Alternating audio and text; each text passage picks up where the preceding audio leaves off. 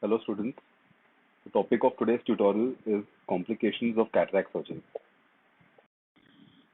Now, complications of cataract surgery are of four types. Firstly, we have preoperative complications. Second comes your intraoperative complications.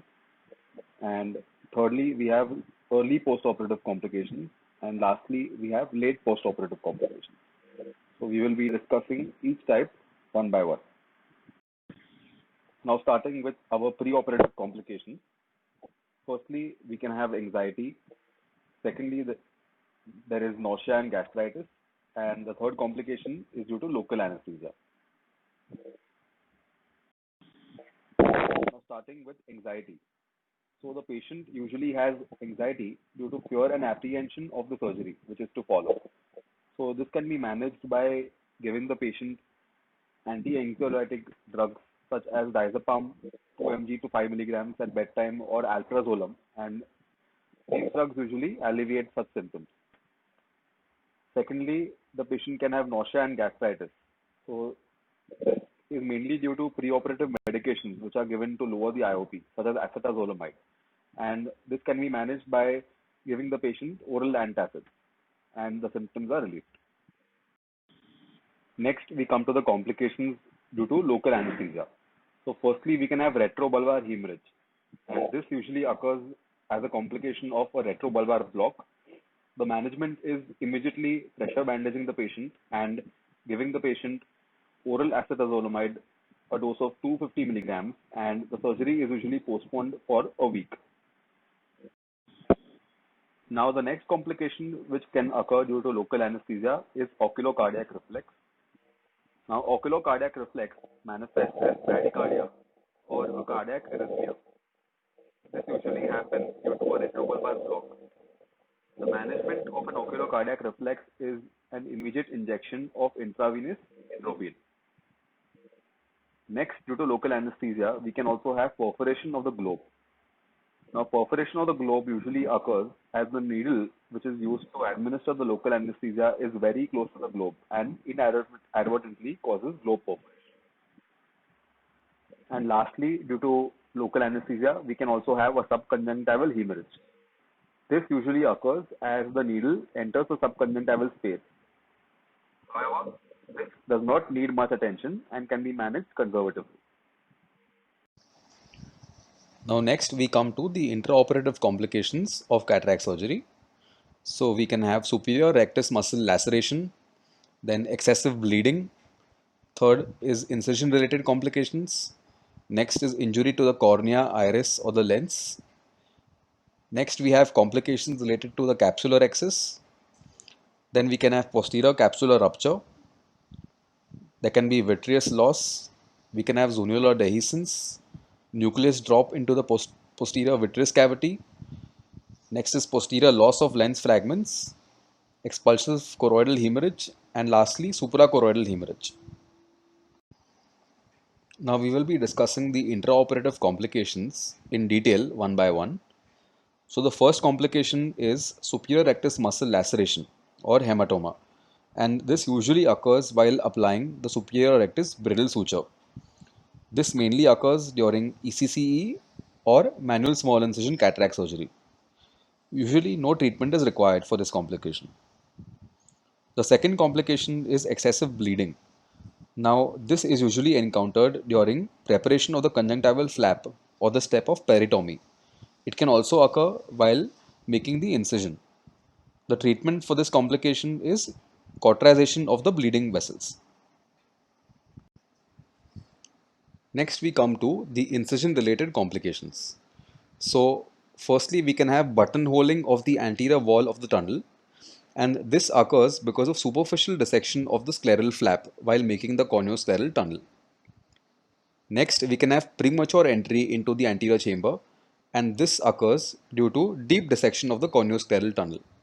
Now, once premature entry into the anterior chamber is detected, dissection in that particular area has to be stopped, and a new dissection should be started at a comparatively lesser depth at the other end of the tunnel. Now, our fourth complication is injury to the cornea. Usually, the Descemet's membrane. the iris, and the lens. And this usually occurs when the anterior chamber is entered with a sharp tipped instrument such as a keratome. The fifth complication is iris injury or iridodialysis. Iridodialysis is tear of the iris from its root, and this occurs inadvertently during intraocular manipulation. Next, and one of the most important intraoperative complications are complications which are related to the anterior capsular axis or the CCC. So, the first complication which can occur during the capsular axis is an escaping capsular axis. So, this means that the capsular axis moves peripherally and it tends to extend towards the equator or the posterior capsule. Second is complications due to a small size capsular axis.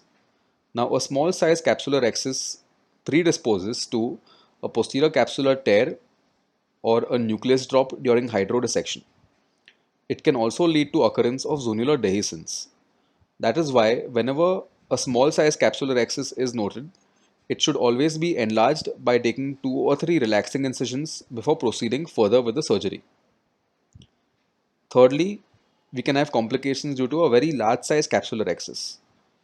Now, a large size capsular axis causes problems for in the back placement of the intraocular lens. Lastly, we can also have an eccentric capsular axis. Now, an eccentric capsular axis is one which is small at one side and very large at the other side, and this leads to intraocular lens decentration. Now, this is a post-operative image of a patient in which a very small size capsular axis has been done.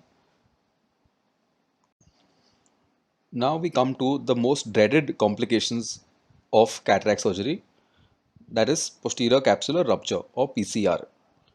Now, posterior capsular rupture can occur in one of these following situations during surgery. Firstly, it can occur during forceful hydrodissection.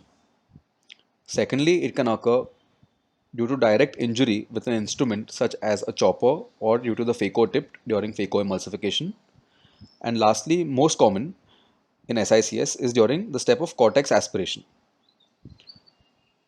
Now, posterior capsular rupture is feared because it can lead to nucleus drop into the vitreous. Next, we come to zonular dehiscence. So, zonular dehiscence usually occurs during nucleus prolapse into the anterior chamber, most commonly in SICS. It can also occur during very forceful hydrodissection or excessive manipulation of the nucleus during phacoemulsification. Next complication is vitreous loss. Now, vitreous loss will occur following accidental rupture of the posterior capsule during any step of cataract surgery.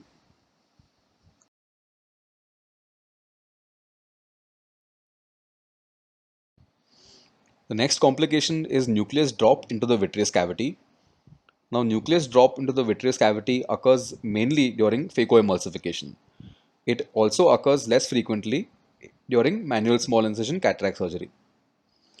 Now, nucleus drop usually occurs due to a very large size posterior capsular rupture. So, the management is to do an anterior vitrectomy procedure, and the patient then has to be referred to a vitreoretinal surgeon for further management. Now, we come to the early postoperative complications of cataract surgery. So, we can have hyphema, iris prolapse, striate keratopathy, flat anterior chamber, postoperative anterior uveitis, toxic anterior segment syndrome, and bacterial endophthalmitis. Now we will be discussing each of these complications one by one. The first postoperative complication is hyphema. So hyphema is collection of blood in the anterior chamber.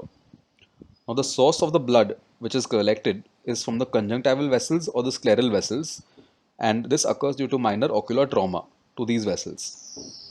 Now the treatment of hyphema. So most of the hyphemas absorb spontaneously and require conservative management such as steroids and cycloplegic drugs. However, some hyphemas may be large and also lead to rise in IOP. Now, these large hyphemas, which are there for a very long duration, will require anti-glaucoma medication such as acetazolamide, and they also require surgical intervention so that the hyphema is then removed by aspiration.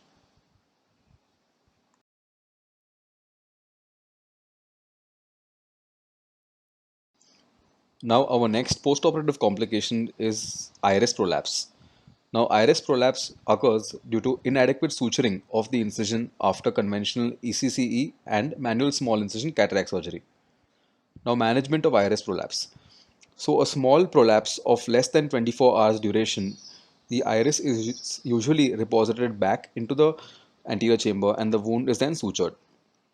However, a large iris prolapse of a very long duration needs abscission and suturing of the wound.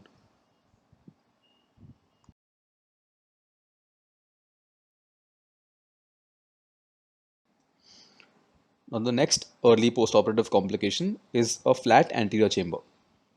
Now, a shallow anterior chamber or a flat anterior chamber usually occur when there is a wound leak or when there is a choroidal detachment or a hemorrhage, and lastly, when there is a pupillary block.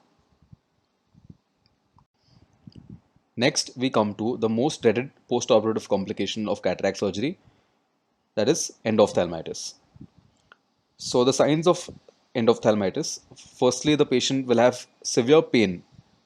Next, the patient will have a marked visual loss. The next sign is corneal haze. Usually, the patient has corneal edema. The anterior chamber of the patient usually will have fibrinous exudate and hypopyon.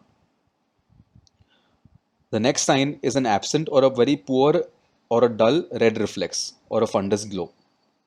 And lastly, the ophthalmologist will be unable to visualize the fundus with an indirect ophthalmoscope due to a very poor hazy view.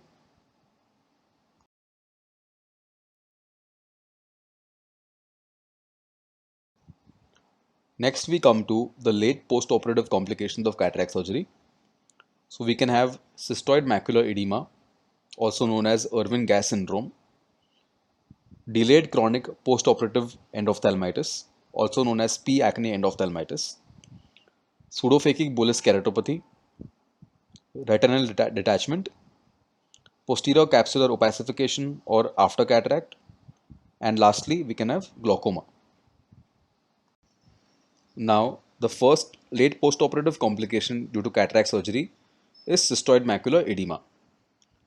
Cystoid macular edema usually manifests 1 to 2 months following cataract surgery. Cystoid macular edema following cataract surgery is usually managed by treatment of non-steroidal anti-inflammatory drops such as Nepafenac or Bromfenac eye drops, which are given 3 times in a day. Now, the next late postoperative complication is delayed chronic postoperative endophthalmitis. This is caused by an organism of low virulence which gets trapped within the capsular bag. Now, this usually has an onset ranging from 4 weeks to years, but the mean is around 9 months postoperatively. Now, these are anterior segment images of a patient with delayed chronic postoperative endophthalmitis. Now, this entity usually has a very late onset and it manifests as a low grade uveitis, which is usually granulomatous. Now, the organism which causes it is P. acne or Staph epidermidis. So, these organisms, that is P. acne or Staph epidermidis, are usually trapped in the capsular bag and they cause the formation of a white plaque on the posterior capsule. The management of this type of endophthalmitis is surgical intervention. The entire capsular bag along with the intraocular lens are removed and the patient's capsular bag is given a thorough wash with intracameral vancomycin. The next dreaded postoperative complication is pseudophakic bullous keratopathy. This usually manifests as a postoperative persistent corneal edema and it is usually caused by a surgical or a chemical insult to a healthy or a compromised corneal endothelium. The next late postoperative complication is a retinal detachment. This is a very serious complication, but it is very rare and it is more common in patients who are myopic or in patients in which there have been any intraoperative complications such as vitreous loss or a posterior capsular rupture. Now, the next and the most common postoperative complication following cataract surgery is posterior capsular opacification. also known as after cataract. Posterior capsular opacification is usually caused due to migration and proliferation of the cells on the posterior capsule. The management of this complication is by a procedure which is known as ND-YAG laser capsulotomy.